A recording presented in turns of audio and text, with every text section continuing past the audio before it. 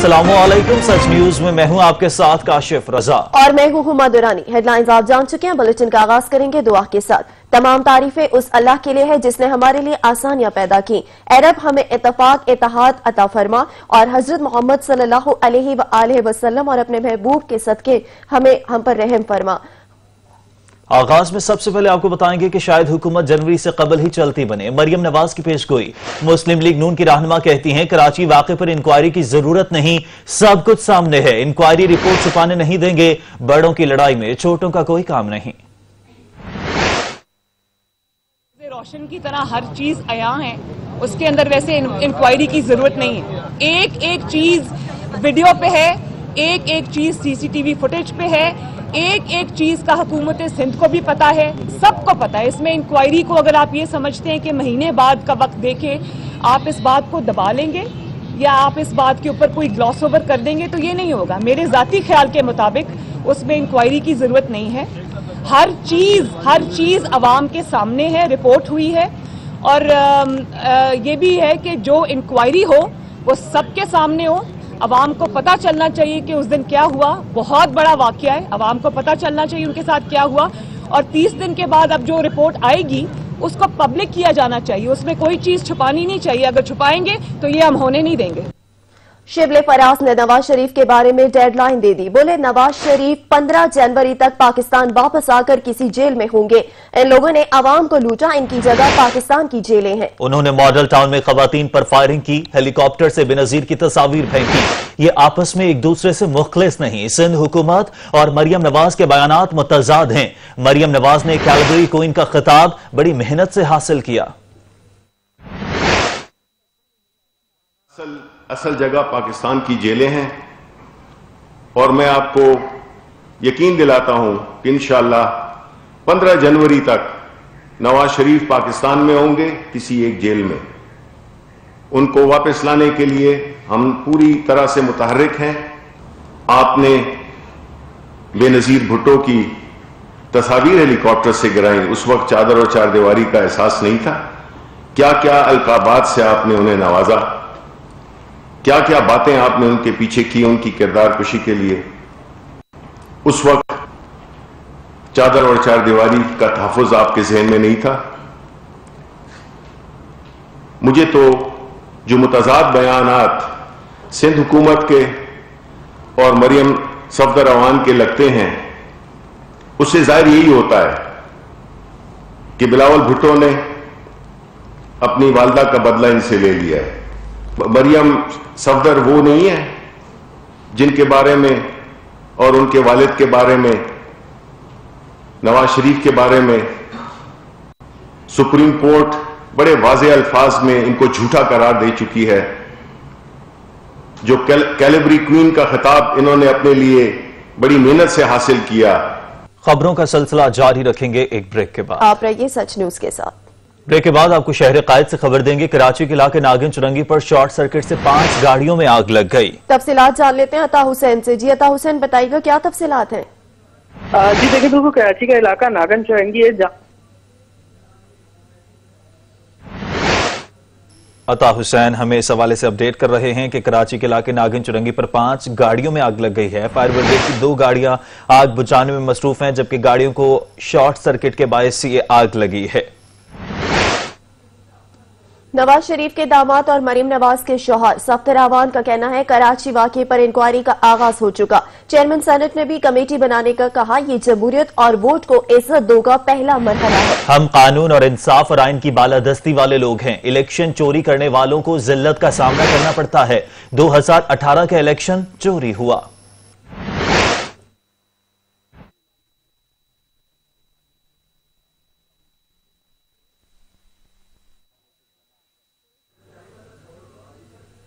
वफाकी वजीर अली जैदी कहते हैं 1 हफ्ता होने को है मगर मुसद्दिका करप्ट मफरूर गॉडफादर की औलाद ने मज़ार कायद की बेहुरमती और तौहीन की शर्मनाक हरकत पर इजहार नदामत के 2 जुमले अदा तक नहीं किए। जनाब कायद, हम शर्मिंदा हैं और बताना चाहते हैं कि आपका सच्चा कारकुन इमरान खान इनके ताकुब में है।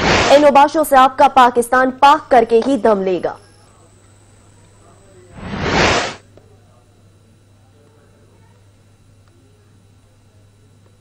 गुजरावाला में पाकिस्तान डेमोक्रेटिक मूवमेंट के जलसे के इनेकाद पर कायम मुकदमात में लेगी रहनुमा खुर्रम दस्तगीर को अबूरी जमानत मिल गई। अदालत ने 2 मुकदमात में 50-50 हजार के मचल के जमा कराने का हुक्म दे दिया। गुजरावाला में पीडीएम का जलसा, साबिक वजीर खुर्रम दस्तगीर की 2 मुकदमात में अबूरी जमानत मंजूर। खुर्रम दस्तगीर एडिशनल सेशन जज अरशद महमूद की अदालत में पेश हुए। नैब ऑफिस हंगामा राय केस में राना सनाउल्लाह, मोहम्मद सफदर अवान समेत दीगर की अबूरी जमानतों में 26 अक्टूबर तक तौसी कर दी गई है। इस्तेदाद दहशतगर्दी अदालत में मरीम नवाज की नैब ऑफिस में पेशी के मौके पर हंगामा राय केस की समाअत हुई। मोहम्मद सफदर ने अदालत में हाजिरी लगवाई, जबकि राना सनाउल्लाह की हाजिरी माफी की दरख्वास्त जमा कराई गई, जो अदालत ने मंजूर कर ली। अदालत ने इस्तफसार किया कि नैब के बाहर हजूम क्यों लगाया, तो वकील ने कहा कि हजूम हमारा नहीं, पुलिस का ज्यादा था। दलाइल के बाद अदालत ने मोहम्मद सफदर और राना सनाउल्लाह समेत 31 मुलजिमान की जमानत में 26 अक्टूबर तक तौसी कर दी। अभी आपको बताएं कि वजीर आला सिंध मुराद अली शाह सखर में बार कॉन्फ्रेंस से खिताब कर रहे हैं। उस 12 नॉटिकल माइल्स के अंदर, चाहे वो जमीन के ऊपर हो या समंदर में हो, वो चीज कोई भी मिनरल मिलता है, कोई चीज और मिलती है, वो सूबे की मिल्कियत है। पता नहीं कहां से बात की ना कि बगैर सोचे समझे, और मेलाफाइडी इसकी जो बदनीयत थी उससे जाहिर हुई कि 29 या 30 अगस्त को सदर साहब उसको अप्रूव करते हैं। 2 सितंबर को वो गजट होता है, गजट होने के बाद तो पब्लिक नॉलेज में आ जाना चाहिए, और सरफेस होता है तकरीबन 1 महीने बाद 1 अक्टूबर को सोशल मीडिया पे। आप बेवकूफ किसको बना रहे हैं? इनको खुद पता है कि इन्होंने इलीगल अनकॉन्स्टिट्यूशनल काम किया है, नहीं तो करते ना, उसी दिन बता देते। वफाकी काबीना के इजलास को सीक्रेट रखा। चले काबीना पे मैं नहीं कहता, काबीना का जरूरी नहीं है कि आप मिनट सर्कुलेट करें हर एक को, लेकिन जब ऑर्डिनेंस आ जाता है वो पब्लिक प्रॉपर्टी हो जाती है, वो गैजेट हो जाता है, और उसको 1 महीने तक आप छुपाए रखते हैं। बदनीयती तो यही से जाहिर हो जाती है। सिंध के हुकूमत के सामने जब चीज आई, हमने 2 दिन के अंदर, तीसरे दिन काबीना का इजलास बुलाया, एक सख्त सिंध हाईकोर्ट ने सिंध के जजीरों का इंतजाम वफाक को देने से मुताल्लिक ऑर्डिनेंस के खिलाफ दरखास्त पर फरीकैन को कानूनी निकात पर दलाइल की तैयारी करने की हिदायत कर दी है। अदालत ने नई दरख्वास्तों पर फरीकैन को नोटिस जारी कर दिया। अटॉर्नी जनरल ने अदालत को यकीन दहानी कराते हुए कहा कि विफाक सिंध हुकूमत के खदशात दूर करेगा। सुप्रीम कोर्ट ने नैब मुलजिमान की तवील हिरासत का नोटिस ले लिया। अदालत ने कहा कि नैब मुकदमात में मुलजिमान को तवील अरसा हिरासत में रखना ना इंसाफी होगी। मुलजिमान से माशरे या ट्रायल पर असरअंदाज होने का खतरा हो तो ही गिरफ्तार रखा जा सकता है। सुप्रीम कोर्ट ने एहतसाब अदालत लाहौर से ट्रायल में ताखीर की वजूहात तलब कर ली। लाहौर हाईकोर्ट के जस्टिस मसूद आबिद ने सीसीपीओ तैनाती के खिलाफ दरखास्त समाअत के लिए चीफ जस्टिस को भिजवा दी। दरख्वास्त गुजार की जानिब से मौक़िफ़ इख्तियार किया गया कि सीसीपीओ उमर शेख ग्रेड 20 के अफसर हैं। सीसीपीओ के ओहदे पर ग्रेड 21 का ऑफिसर तैनात होता है। दरख्वास्त में इस्तता की गई है कि अदालत सीसीपीओ उमर शेख की तकर्रुरी कलअदम करार दे दे। एएजी ने कहा है कि इसी नौयत की दरखास्त चीफ जस्टिस के पास ज़ेर समाअत है। जस्टिस मसूद आबिद नकवी ने दरखास्त चीफ जस्टिस हाईकोर्ट को इरसाल कर दी।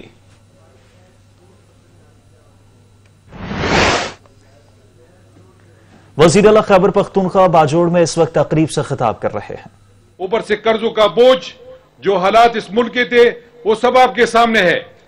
उन्होंने जिस तरह खजाना लूटा था और जिस तरह इकोनॉमी की सूरत हाल थी, इनका ख्याल था कि ये इकोनॉमी इनसे ठीक नहीं होगी। अल्हम्दुलिल्लाह इकोनॉमी ट्रैक पे जा रही है और बहुत जल्द आप लोगों को खुद खुशखबरी मिल जाएगी कि इंशाअल्लाह जो तरक्की का दौर है, जो इस मुल्क की तरक्की का दौर है, इंशाअल्लाह वो ऑन ट्रैक है।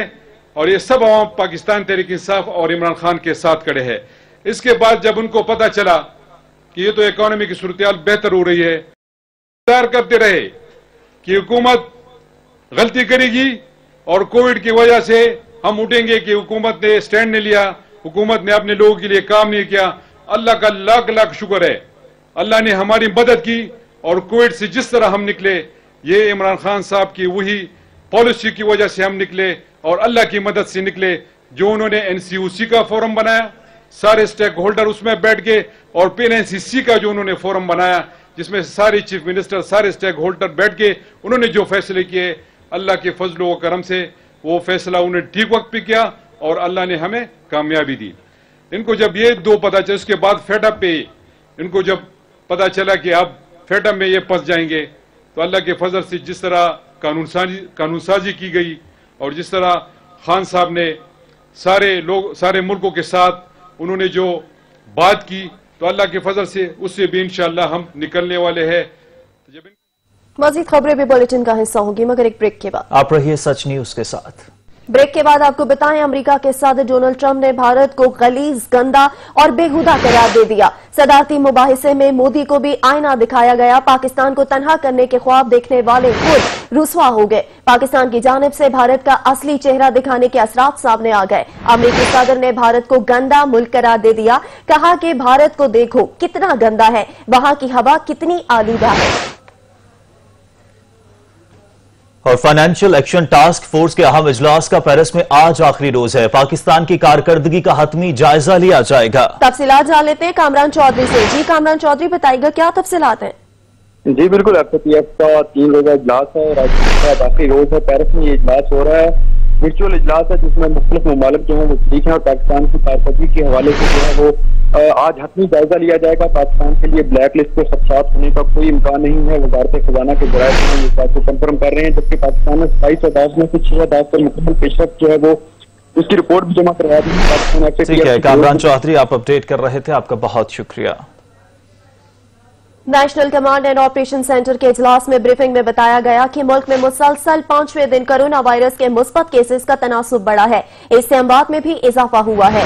वजीर मनसूबाबंदी असद उमर की जेर सदारत NCOC का इजलास कोरोना मरीजों में इजाफे और अमवात से मुतालिक ब्रीफिंग मुसलसल 5 रोज से कोरोना केसेस का तनासुब बढ़ रहा है। NCOC के मुताबिक गुज़श्ता 4 रोज में कोरोना केसेस में 40% इजाफा हुआ है।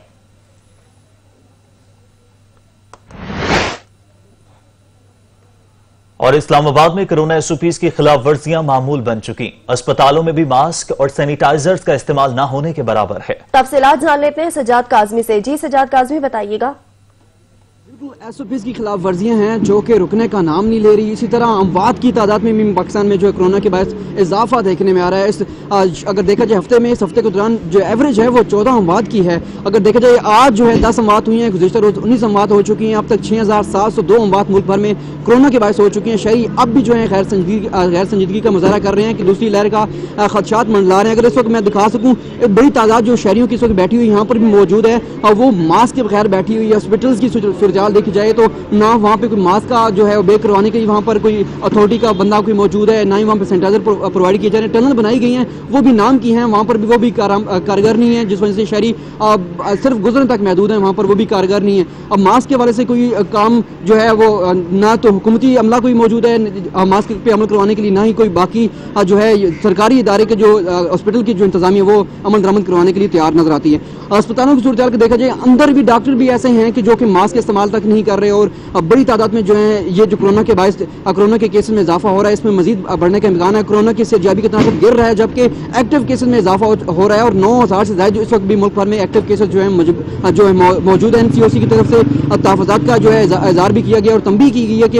हम मजीद हम जो है पाबंदियों की तरफ जा सकते हैं, स्मार्ट लॉकडाउन की तरफ जा सकते हैं, लेकिन अब भी शहरी जो है गैर संजीदगी का मुजाहरा कर रहे हैं। शहरी गैर संजीदगी का मुजाहरा कर रहे हैं। सज्जाद काज़मी, आप अपडेट कर रहे थे, आपका बहुत शुक्रिया। खबरें और भी हैं न्यूज बुलेटिन में, वक्त हुआ है ब्रेक का, हमारे साथ रहिएगा।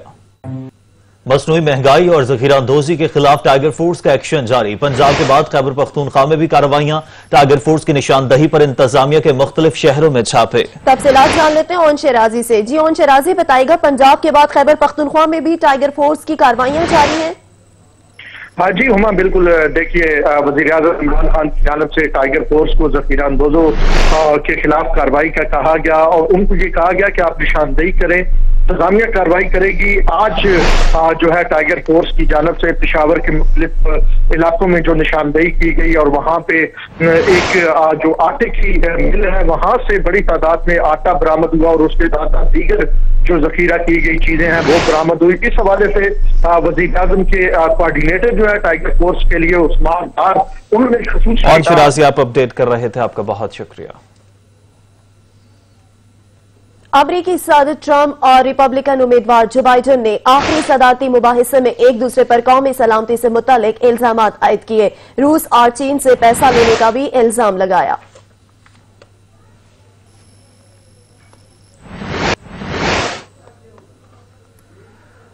और रबीउल अव्वल का महीना शुरू होते ही सखर के शहरी आकाए दो जहां के मिलाद की तैयारियों में मसरूफ नजर आ रहे हैं। आशिकान मुस्तफा सल्लल्लाहु अलैहि वसल्लम ने सजावट का सामान खरीदने के लिए स्टॉल्स का रुख कर लिया है। रिपोर्ट करेंगे मोहम्मद रियाज।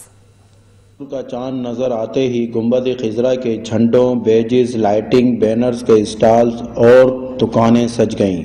आशिकान मुस्तफ़ा सल्लल्लाहु अलैहि वसल्लम ईद मिलादुन्नबी सल्लल्लाहु अलैहि वसल्लम जोश व जज्बे व शायान नशान तरीके से मनाने और आका दो जहां रहमतुल्लिल आलमीन सल्लल्लाहु अलैहि वसल्लम से अपनी मोहब्बतों और अकीदतों का इजहार करने के लिए घरों, दुकानों और बाज़ारों को सब्ज़ और गुंबद खिजरा के झंडों और लाइटों से सजाने के लिए खरीदारी कर रहे हैं। जैसे ही चांद नजर आता है हम अपने घरों को इसलिए सजाते हैं, अपने घरों पे लाइटिंग, झंडे इसलिए लहराते हैं कि हम आका दो जहां रहमतुल्लिल आलमीन से अपनी अकीदतों का इजहार करते हैं।